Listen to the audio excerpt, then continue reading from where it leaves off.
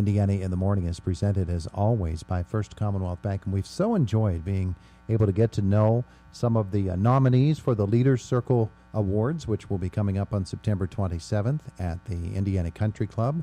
And by the way, you can email Carol Fry, and you can get yourself your tickets, or any of the Leaders Circle folks will be able to direct you how to get your tickets. Bruce Jenkins is with us this morning. A member of the Kiwanis Club of Indiana for 57 years. My goodness, that's a long time. Good morning. Good morning, Todd. So, 57 years with Kiwanis. You've seen a lot of people come through that organization. I have. I think I've probably been a member longer than anybody else that ever belonged to our Kiwanis Club. Yeah, and because you're such a long-standing member of Kiwanis, you've been there for a lot of amazing works that Kiwanis does. I have. Yeah.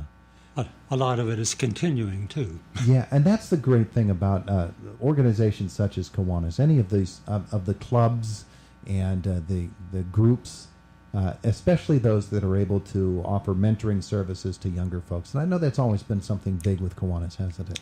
Yeah, Kiwanis has emphasized children's assistance over the years. Mm-hmm. But we do other things also. Yeah. A long career at S&T? I worked for 28 years. I ran the trust department there. Mm-hmm.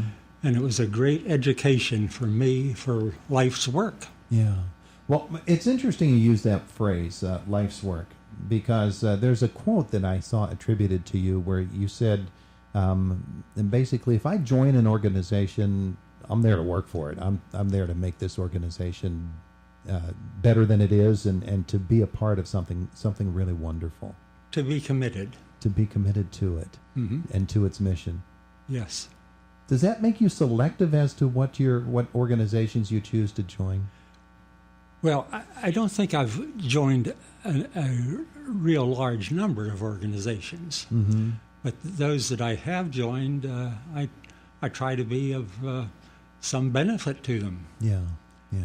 The United Way of Indiana County is one of those organizations. Yes.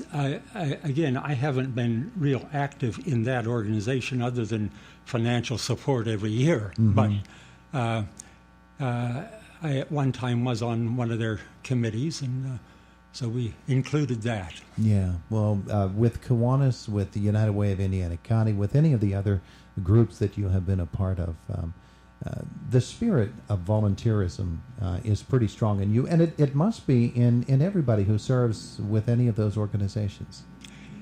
It has to be.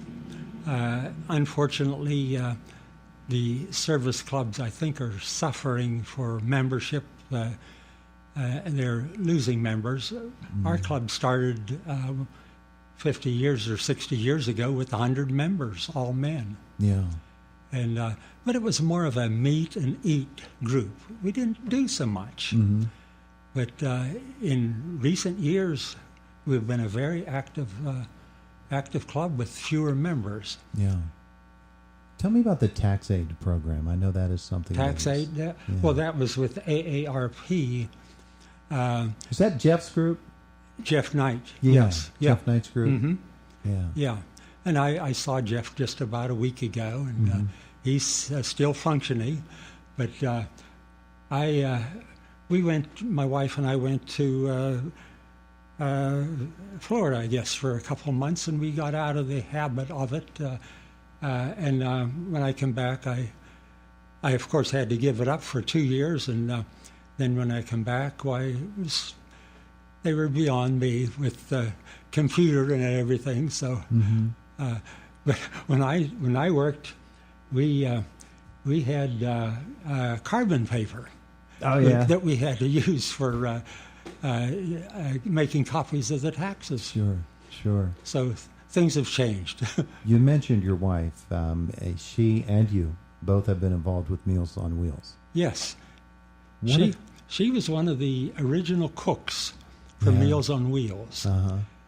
Is that with Mr. Bratton as he helped organize it? Oh, he was. He was one of the original guys, I guess. Mm-hmm. But they had a building out on the Indian Haven area property. Uh-huh. It was a white building, and I think that's where they did their original cooking. Then they moved to the American Legion. Oh, okay. In fact, after I leave here, I'm going to the Meals on Wheels to wash their pots and pans. Oh, yeah? Yes. Well, that's one of the things I found so interesting was she's cooking and you're delivering. That's one thing. But the fact that there is a lot of work involved in Meals on Wheels, and it has to go on every day. Man, it's a great program. Yeah. It's a great program, and they serve good meals, and they're serving about 55 meals, I think, every day here in Indiana. But it's something worthy of their support, and they always need volunteers, too. Yeah. When you deliver the meals? I didn't deliver. Oh, you didn't deliver? My wife was a cook. I used to go in and help in the kitchen and wash the dishes and so on. And after she passed away about 10 years ago, I just continued doing that. You're still washing the dishes? I do. They're looking for you today, aren't they? I think they will. Well, why not? We're talking this morning with Bruce Jenkins. Meals on Wheels, one of the many causes that he has been so instrumental in. That is a program that just has always been to me a fascinating thing, because you hear the stories of how the people who are recipients of those meals really depend on them for life. Mm-hmm. Yeah. And so for people to be able to step into that breach and to help to deliver meals for people who are suffering or would be suffering, had they not had that, that to me is just a tremendous thing. It speaks about, the whole heart of folks who can reach out. As you said, anybody can volunteer their time. That's right.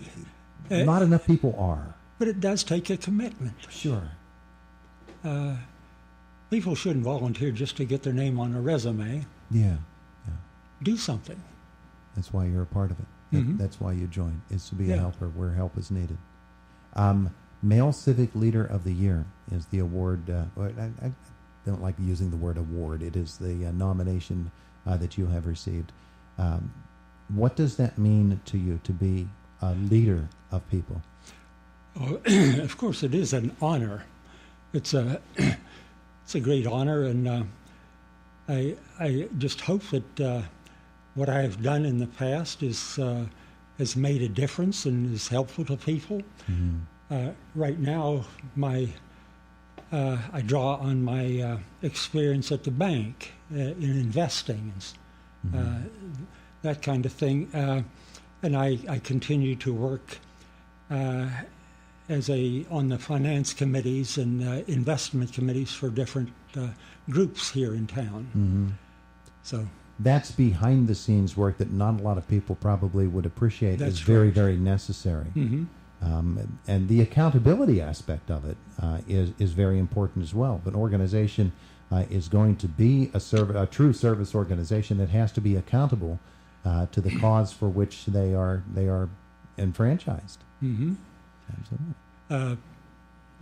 For Kiwanis, for example, we made a good bit of money over the years running a bingo.